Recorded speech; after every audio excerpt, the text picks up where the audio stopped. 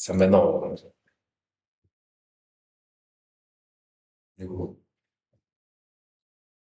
Наваад дэлхийн гэдэг би 2024 25-аас 24 оноос 25 оны хичээлийн жил Environment Management гэдэг хичээл сонгосон.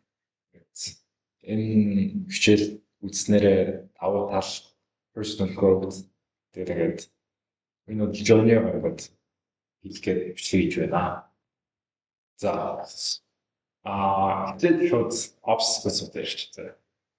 Яг ингээд хичээлийн жил авч байвал хамгийн том obstacle нь бол миний хувьд манай анги амир болсон.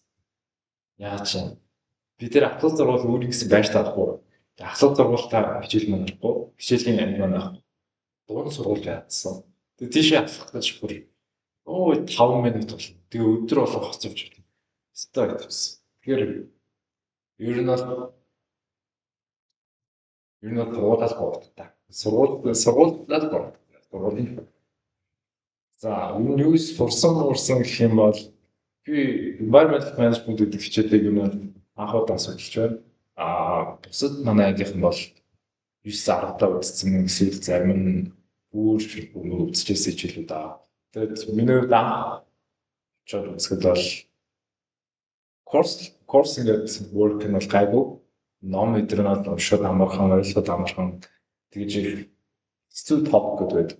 Юу нь бол ойлгодог амархан топ гэдэг юм байна. Тэгээд шалгалт гэх юм бол манай шалгалт хамгийн бага хүн орсон шалгалт байсан ба. 4 сарын 29-нд шалгалт болсон.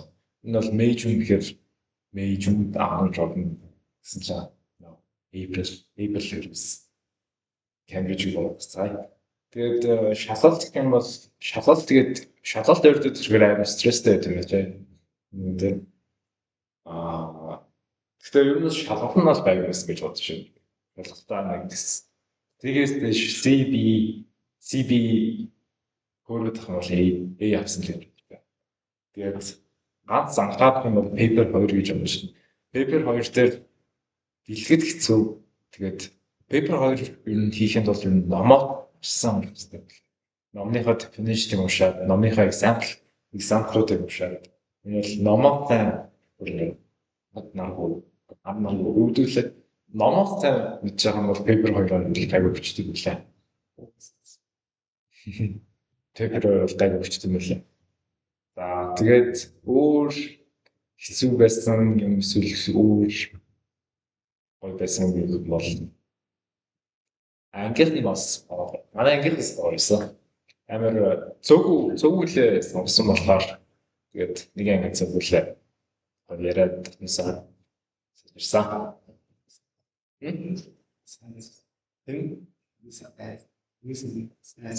сайн зүйл би Батжик өгдөгтэй сайн зүйл. Тэгээд мэдээч хаусгийн тэгштэй. Хаустай ер нь бол зөндөө шинэ найзтай болсон. Тэгээд энэ стойк курсан. Скоро гайс.